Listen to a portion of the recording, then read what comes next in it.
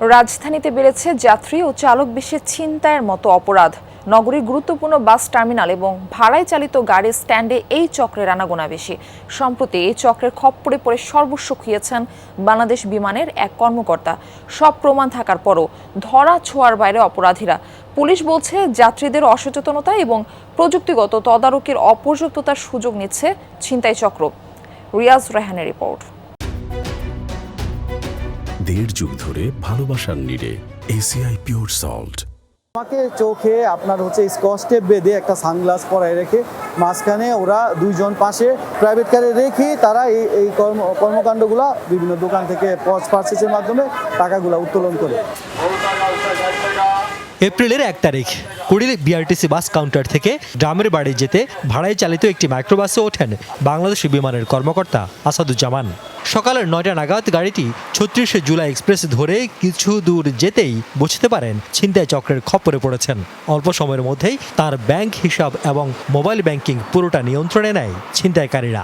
Private কারের গ্লাসগুলাকে আপনার বন্ধ করে তারপরে উচ্চস্বরে গান বাজিয়ে 300 ফিট রাস্তার মাঝে আমাকে হাত পা বেঁধে তারপরে মারধর করে পরবর্তীতে আমার যে আপনার নেক্সাস পে এবং আমার যে কার্ডের পাসওয়ার্ড, মোবাইলের পাসওয়ার্ড তাদের কবজায় নিয়ে নেয়।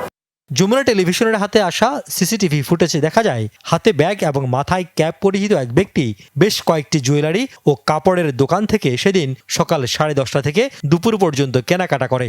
ওই ব্যক্তি মাইক্রোবাসের সামনের আসনে ছিলেন এমনটা নিশ্চিত করেছেন ভুক্তভোগী। ব্যাংক লেনদেনের তথ্য থেকে জানা যায় মিরপুর 10 ও 12 নম্বরের অন্তত 5টি বিপণী বিতান থেকে প্রায় 4.5 লাখ টাকার কেনাকাটা করা হয়েছিল, যার বেশিরভাগই স্বর্ণের গহনা।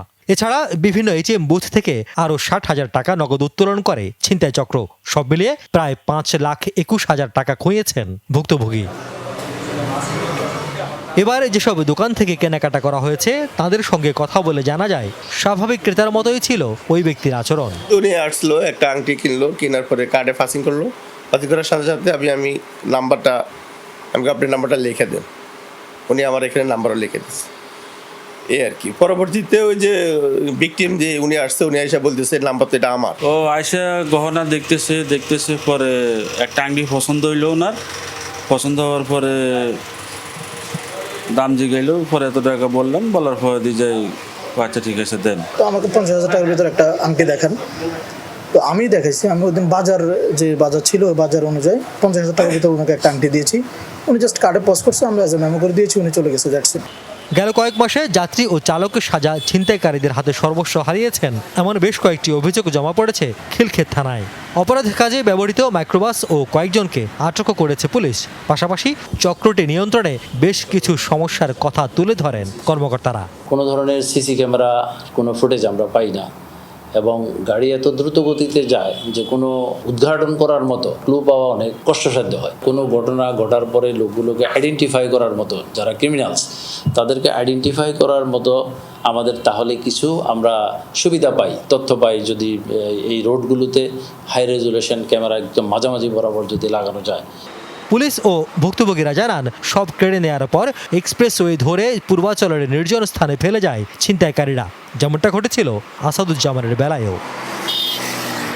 আইনশৃঙ্খলা বাহিনীর কর্মকর্তারা বলছেন এই 36 জুলাই এক্সপ্রেসওয়ে দিয়ে যেসব যানবাহন, মোটরসাইকেল বা প্রাইভেট কার চলাচল করে সেগুলোর যদি গতি নিয়ন্ত্রণে কোনো ব্যবস্থা করা যায়, পাশাপাশি আরও নিরাপত্তা তল্লাশি জোরদার করা হয়, তাহলে মোটরসাইকেল এবং প্রাইভেট কার কেন্দ্রে যেসব অপরাধ সংঘটিত হয় সেটি নিয়ন্ত্রণ অনেকটাই সম্ভব।